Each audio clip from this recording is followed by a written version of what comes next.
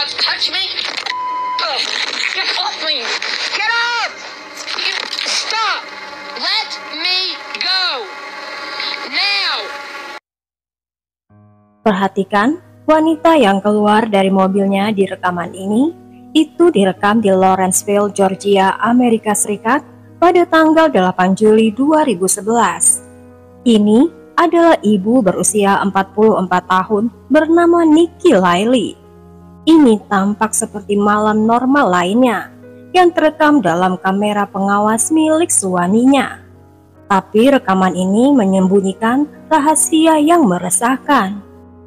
Hanya beberapa jam setelah rekaman itu, Nikki menghilang dan entah mengapa tidak ada satupun dari kamera-kamera pengawas itu yang tersembunyi di dalam dan di sekitar rumah berhasil merekam apa yang mungkin terjadi pada Nikki pada malam kejadian. 15 tahun sebelumnya, pada bulan Januari 1996, Alex yang berusia 5 tahun tinggal bersama ibunya yang merupakan ibu tunggal Nikki di Athens, Georgia. Dalam usia yang sangat muda, Alex telah menyaksikan perceraian orang tuanya dan ibunya Nikki telah mencoba peruntungan dengan kencan online. Alex mengatakan ayahnya putus sekolah di kelas 9 dan mencoba bekerja, dan ibunya memiliki gelar master, sehingga kehidupan mereka berada di jalur berbeda, dan akhirnya mereka bercerai. Di ruang obrolan kencan online, Nikki bertemu dengan Matthew Riley, seorang warga New York yang karismatik dan paham teknologi. Setelah berkencan sebentar, Matthew pindah bersama Nikki di Georgia. 2 tahun kemudian, Nikki sedang mengandung putri kedua Nikki, Amanda. Pada tanggal 14 Februari 1998, pasangan itu menikah. Amanda mengatakan orang tuanya selalu terlihat bahagia, tapi tanpa diketahui dua bersaudara itu, Alex mengalami masa sulit tinggal bersama Matthew. Laki-laki itu memperlakukan Alex berbeda dengan putri kandungnya Amanda.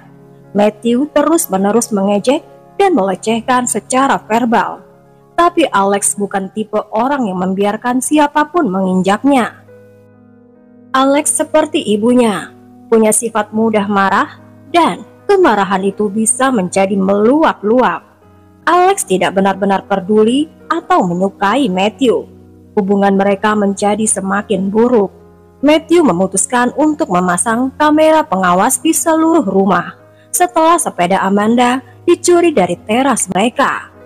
Total ada 21 kamera, beberapa ada di dalam rumah, dan beberapa bahkan merekam audio.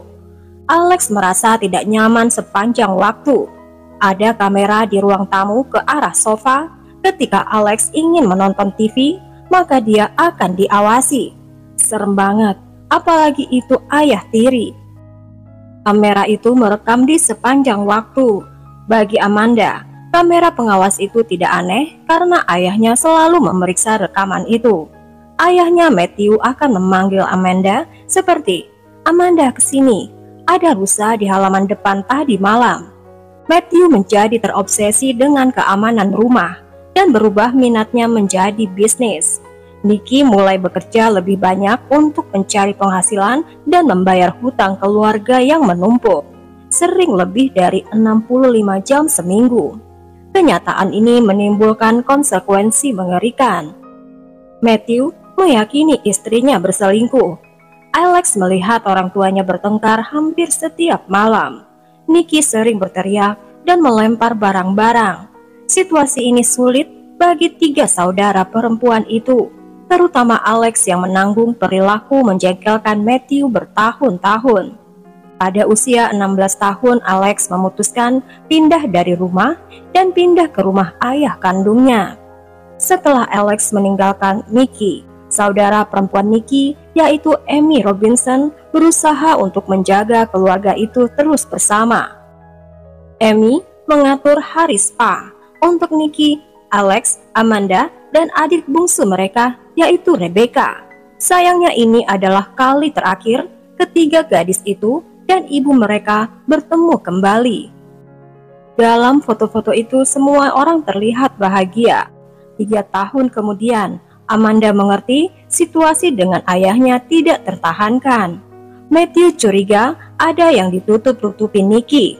Matthew mulai memata-matai Nikki. Matthew memasang pelacak pada mobil Nikki. Nikki merasa muak. Nikki menelpon Amy dan bilang dia merasa cukup dan ingin selesai dengan suaminya. Nikki benci suaminya dan perkawinan mereka sudah selesai. 2 minggu kemudian, Amanda mendengar orang tuanya saling berteriak di tengah malam. Dan Nikki keluar rumah dan ketika Amanda bangun, esok paginya, ibunya sudah tidak ada di sana. Matthew meyakinkan putri-putrinya kalau ibu mereka hanya pergi sebentar. Tapi 2 hari berlalu, tidak ada tanda keberadaan Nikki. Amanda dan Rebecca semakin khawatir. Mereka memaksa ayah mereka untuk menelpon bibi Amy. Mereka percaya Nikki pergi ke rumah Amy setelah bertengkar. Ketika Matthew menelpon Amy menanyakan keberadaan Nikki, Amy tidak tahu di mana Nikki. Amy bertanya sejak kapan Nikki hilang. Matthew mengatakan dia tidak melihat Nikki sejak Jumat malam tanggal 11 Juli 2011. Amy meminta Matthew menelpon polisi. Matthew menjelaskan kepada polisi tentang di mana Nikki. Matthew curiga Nikki pergi dengan seseorang. Nikki menghasilkan uang. Mungkin Nikki menyimpan uangnya di rekening rahasia yang Matthew tidak tahu dan Nikki menghilang. Matthew menceritakan Nikki dari sudut pandang yang buruk. Itu tidak masuk akal untuk Amy dan Alex. Matthew bilang Nikki mengalami gangguan mental. Alex yakin ibunya sangat jauh dari kegilaan. 2 minggu berlalu tanpa banyak penyelidikan dan liputan media. Alex mendapat ide. Jika mereka mengadakan regu pencarian besar-besaran, berita hilangnya Nikki akan menyebar. 100 orang berkumpul memakai baju merah untuk mencari Nikki. 15 menit setelah pencarian, media mulai meliput. Jeritan tajam terdengar dari dalam hutan. Jasad Nikki ditemukan di dalam hutan. Polisi mendatangi rumah Nikki dan menanyai Matthew. Tapi polisi menyatakan Matthew bukan tersangka. Bahkan Amy yang sangat dekat dengan Nikki tidak mencurigai Matthew. Sikap Matthew yang tenang dan fokus dalam melindungi putri-putrinya yang masih kecil terlihat sangat menarik simpati orang-orang pada saat itu. Amanda dan Rebecca hanya diberitahu ayahnya bahwa ibunya ditemukan meninggal. Di usia 19 tahun, Alex menjadi juru bicara keluarga. Hari ke hari, Alex muncul di TV, mengenang perjuangan ibunya dan menghadapi rasa bersalahnya karena meninggalkan ibunya 3 tahun yang lalu. Setelah jasad Nikki ditemukan, pihak berwenang menugaskan Sersan Richter, Jaksa Wilayah Jones, dan Detektif Everson menangani kasus ini. Mereka memeriksa TKP. Mereka melihat Nikki terbaring di tanah di musim panas bulan Juli, di bawah tumpukan daun-daunan tak berpakaian. Detektif menemukan 2 petunjuk utama dari laporan autopsi. Pertama, kaki Nikki benar-benar bersih, menandakan dia tidak berjalan ke hutan dan kemungkinan besar dijatuhkan ke sana. Kedua, adanya obat dalam darah Nikki. Dia dinyatakan positif dengan tingkat abnormal asam gamma tertentu. Seseorang telah memberikan Nikki obat ini untuk tujuan melecehkannya dan akhirnya membunuhnya.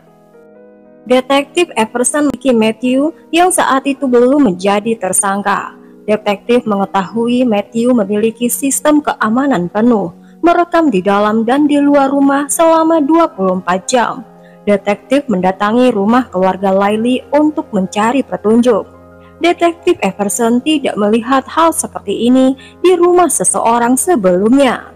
Detektif berpikir ini akan menjadi segudang bukti, karena rumah itu mempunyai puluhan kamera CCTV dari berbagai sudut. Tapi sayangnya tidak akan semudah itu. Sebaliknya, Setelah mengcopy hard drive Matthew, detektif menyadari bahwa ada lebih dari 1,5 juta file video di dalamnya. Semuanya tidak memiliki judul, tanggal, dan waktu. Detektif seperti mencari jarum di tumpukan jerami, karena polisi tidak tahu harus mencari apa. Detektif menghabiskan waktu 4 bulan, sekitar 60 jam seminggu, hanya untuk menonton video-video itu. Akhirnya detektif Everson menemukan sesuatu, tapi penemuan ini menimbulkan banyak pertanyaan daripada jawaban bagi detektif. Detektif menemukan video tanggal 8 Juli 2011 malam Nicky menghilang.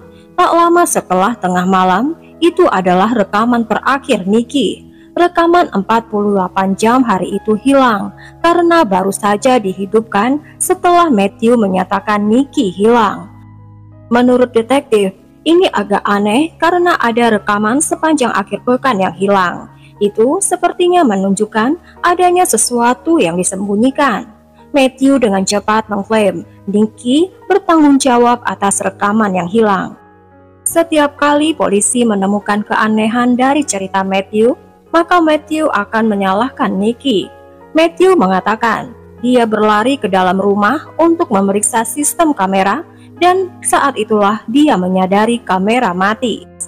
Sejak saat itulah detektif menjadikan Matthew tersangka utama. Detektif menyita ponsel Matthew dan terkejut mengetahui kalau Matthew tidak hanya melacak dan mencatat ponsel Nicky, tapi juga Alex, bahkan ponsel miliknya sendiri. Detektif menemukan banyak panggilan mencurigakan dan 3 diantaranya memprihatinkan.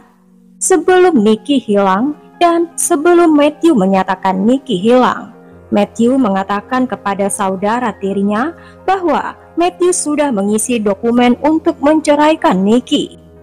Keesokan harinya, dalam panggilan lainnya, Matthew mengatakan dia telah merencanakan untuk memasukkan istrinya ke rumah sakit jiwa. Namun seminggu sebelumnya, dalam panggilan telepon yang lain, Matthew memiliki nada bicara yang berbeda. Bahkan Matthew memanipulasi Amanda untuk menelpon ibunya untuk meyakinkannya agar tidak mengajukan perceraian sendiri. Mommy has tried very, very hard. Amanda, hang up the phone, please. Hey, I don't want a divorce, okay? May not be a perfectly functional family, but we're a family, and I'm gonna fight for my family. And that includes you. Everson dapat merasakan nada bicara Matthew yang mengancam. Panggilan telepon berikutnya adalah kepada operator 911. Nicky menelpon 911 bahwa suaminya tidak mengizinkannya pergi meninggalkan rumah. Matthew mengatakan kepada 911 bahwa istrinya berteriak dan menjerit dan membangunkan anak-anak. Dan Matthew mengira istrinya mengalami ledakan emosi. Matthew mengira keluarganya tidak membutuhkan bantuan polisi. Dan ketika petugas ingin langsung berbicara kepada Nicky, dan Nicky mengatakan kepada polisi bahwa tidak perlu datang ke rumahnya, Nicky akan tinggal di rumah sepanjang hari.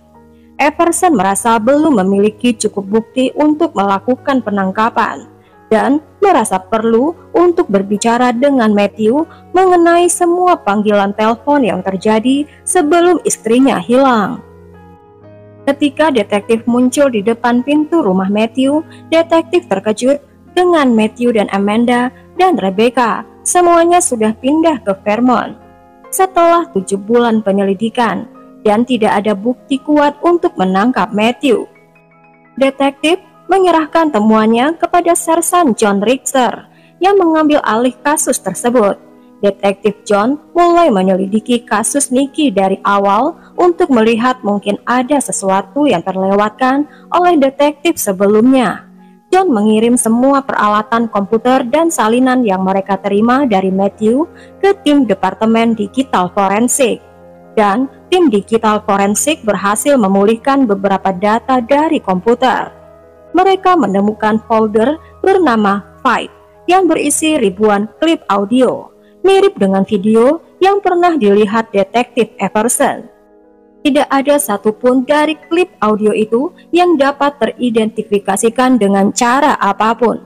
Jadi hampir selama 2 tahun, Sersan John dan jaksa menggali rekaman audio pertengkaran yang tampaknya tidak ada habisnya antara Nikki dan Matthew. Sangat mengerikan mendengarkan rekaman audio itu. Namun awalnya John Richter dan Jones berbeda pendapat. Rekaman audio dengan jelas berfokus pada ledakan kemarahan Nikki, dengan Matthew selalu terdengar lebih sabar. Detektif mengira mungkin Nikki mudah berubah dan Matthew adalah orang yang tenang dengan hubungan mereka. Tapi berbeda dengan jaksa Jones, Sersan John berpendapat bahwa Matthew hanya mencoba untuk memanipulasi Nikki untuk bertindak seperti itu. Dan pendapat Sersan John benar. Setelah diperiksa lebih jauh oleh tim forensik, mereka menemukan bahwa hampir di setiap rekaman memiliki jeda di dalamnya. Matthew secara selektif hanya merekam sebagian pertengkaran antara Matthew dan Nikki. Matthew akan mulai merekam setelah terjadi ledakan besar pertengkaran mereka. Dan kemudian ketika Matthew sudah tenang, Matthew baru mau membicarakannya. Matthew akan berbicara dengan Nikki selama 6 jam. Matthew akan membawanya ke sebuah ruangan dan membicarakan aturan apapun yang sudah dilanggar Nikki. Ketika pembicaraan mereka selesai, maka Matthew akan memeriksa file audio. Penyelidik menemukan beberapa klip audio yang memberatkan terhadap tuduhan pembunuhan yang penyidik akan tuduhkan kepada Matthew. Jaksa wilayah menambahkan tuduhan penyadapan, pengawasan ilegal, dan pelecehan seksual. Sersan John mengatakan ada bukti dari rekaman Matthew menganiaya Nikki secara fisik, dan Matthew menjadi semakin frustasi dan dia menjadi semakin melakukan kekerasan. Karena bukti terus menumpuk, polisi masih belum mengetahui apapun mengenai pembunuhan tersebut. Saat itulah John mempunyai ide. Sersan John meminta tim digital forensik untuk membangun kembali sistem pengawasan Matthew dan menemukan di mana Matthew akan mencatat aktivitas sehari-harinya. Ketika mereka menemukannya, mereka dapat menentukan apa yang telah Matthew lakukan pada komputernya pada hari sekitar waktu Nikki menghilang. Di sana terlihat jelas ada 2 operasi yang sangat memberatkan. Pada hari Matthew melaporkan Nikki hilang dan pada hari Nikki ditemukan, Matthew menghapus lusinan video dan audio dari komputernya. Menurut Jones, untuk melakukan penghapusan file, maka Anda haruslah orang yang mengetahui password dan sistem kamera CCTV itu. Penyidik tahu bahwa Matthew menghapus rekaman dari kamera pengintai itu. Jaksa wilayah Lisa Jones sudah memiliki cukup bukti untuk menuntut Matthew untuk pembunuhan istrinya. 4 tahun sudah berlalu sejak jasad Nikki ditemukan. Amanda, Rebecca, dan Matthew telah pindah jauh dari Georgia. Setelah ibunya meninggal, Amanda dan Rebecca membutuhkan dukungan ayahnya. Namun setelah Amanda dan Rebecca bertambah dewasa, mereka menyadari mengapa keluarga mereka berantakan. Amanda dan Rebecca baru tahu keluarga dari pihak ibunya mengira ayahnya Matthew yang membunuh Nikki. Secara kebetulan, Matthew kembali ke Georgia untuk mengklaim uang asuransi jiwa Nikki. Saat Matthew berjalan keluar dari gedung asuransi, Matthew berhadapan langsung dengan Sersan John Richter yang menunggu Matthew dengan surat penangkapan. Amanda membuat channel YouTube bernama Anak-anak Nikki Laylee Bicara. Dalam video itu, Amanda mengikuti ayahnya yang pada intinya mereka tidak membiarkan rahasia keluarga diketahui orang lain. Dan Amanda dan Rebecca mempunyai pendapat yang membela ayahnya Matthew. Matthew memastikan setiap jurnalis yang mendekati Amanda, maka Amanda harus memberitahu mereka tentang channel YouTube tersebut. Dan segera setiap saluran TV di Georgia melaporkannya. Saat opini masyarakat beralih ke Amanda dan Alex, Alex tidak percaya adiknya Amanda mengkhianatinya karena Amanda dan Rebecca melukiskan ibu mereka sebagai seseorang yang sebenarnya bukan dia. Menurut Amanda, Matthew mengatakan keluarga Nikki ingin menjauhkan Amanda dan Rebecca dari Matthew, dan Amanda dan Rebecca percaya ayah mereka tidak bersalah. Ketika sidang semakin dekat, Matthew mulai mendekati Amanda yang masih berusia 14 tahun itu. Matthew menyuruh Amanda mendengar rekaman pertengkaran antara Matthew dan Nikki, dan Amanda harus membuat catatan soal itu.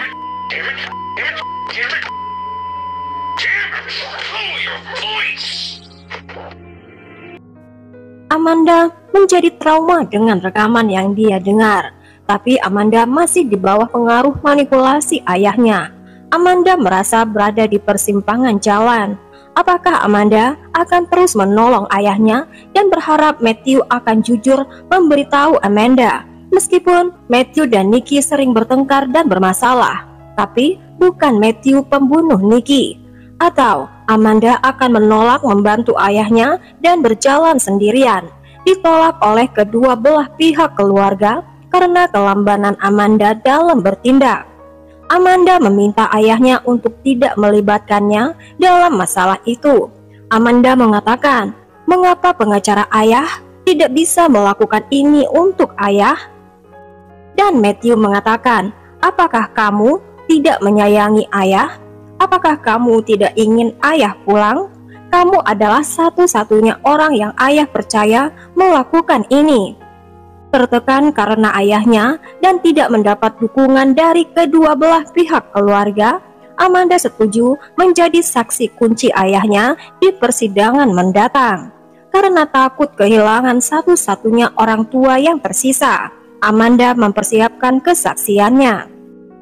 Pada tanggal 27 Januari 2016, persidangan Matthew dimulai.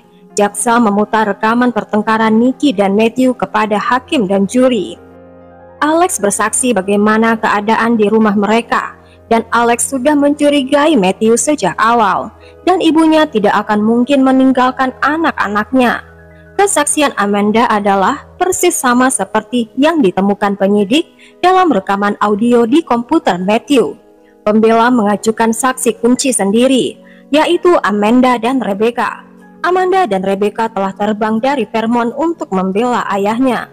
Amanda menceritakan versinya tentang kejadian itu, mengklaim Nikki bersalah dan dituduh tidak waras. Jaksa Lisa Jones mempertanyakan keandalan Amanda. Kesaksian Amanda telah memperkuat kesan juri bahwa Matthew adalah seorang manipulator ulung yang siap mendorong siapa saja untuk mendapatkan apa yang Matthew inginkan, bahkan kepada putrinya sendiri. Setelah lebih dari 3 jam, juri menyatakan Matthew bersalah atas pembunuhan keji, kejahatan pembunuhan, pengawasan ilegal, dan penyadapan, yang meyakinkan juri selain penghapusan rekaman video dan audio dan cerita yang diungkapkan oleh jaksa Lisa Jones yang menyatukan semua potongan cerita menjadi satu cerita yang utuh. Matthew, Lily, dan Nikki, mereka pergi keluar malam itu saat pembunuhan terjadi. Mereka kembali tidak lama setelah tengah malam. Jaksa Lisa mengira Matthew memberi Nikki obat GHB tersebut. Matthew ingin benar-benar bisa mengontrol Nikki. Mengapa Matthew melakukannya? Karena Nikki akan meninggalkan Matthew. Berdasarkan kepribadian Matthew yang suka mengontrol, Matthew tidak akan membiarkan Nikki pergi. Jika aku tidak bisa memiliki, maka tidak akan ada seorang pun yang bisa. Alex sedih karena penolakan Amanda untuk berdamai. Alex berharap saudari-saudari perempuannya akan mendengar alasan dan akan berdamai dengan Alex dan Amy. Setelah jauh dari pengaruh ayahnya, Amanda akhirnya mengambil kembali kendali atas pikirannya sendiri dan mampu menilai kembali situasinya. Amanda mendengar kembali klip-klip audio itu lagi. Amanda melihat foto-foto ibunya yang terluka. Amanda mendengar jaksa menjelaskan Nikki sudah dibius. Dan yang terpenting, Amanda melihat ayahnya sudah menghapus rekaman CCTV pada malam ibunya terbunuh. Tidak ada jalan lain. Walaupun Amanda mencintai ayahnya, Amanda harus menghadapi kebenaran. Setelah lebih dari 8 tahun, Amanda menghubungi kembali kakaknya. Keduanya benar-benar terasing, bahkan tidak saling bicara satu sama lain. Tahun-tahun berlalu, Alex membantu Amanda pindah ke asramanya untuk pertama kali. Dan ketika Alex naik ke pesawatnya, Alex menangis terharu. Amanda berhasil kembali berkumpul dengan kakaknya, dan dia mulai memikirkan ibunya dengan cara yang baru tanpa kebencian ayahnya. Matthew Lilley dijatuhi hukuman seumur hidup tanpa kesempatan pembebasan bersyarat. Sampai di sini dulu ceritanya guys. Tulis pendapat kalian tentang cerita ini di kolom komentar ya. Bila suka videonya, berikan subscribe buat yang belum subscribe channel ini. Terima kasih buat yang sudah subscribe, dan berikan juga like dan tekan notifikasinya untuk video terbaru dari saya.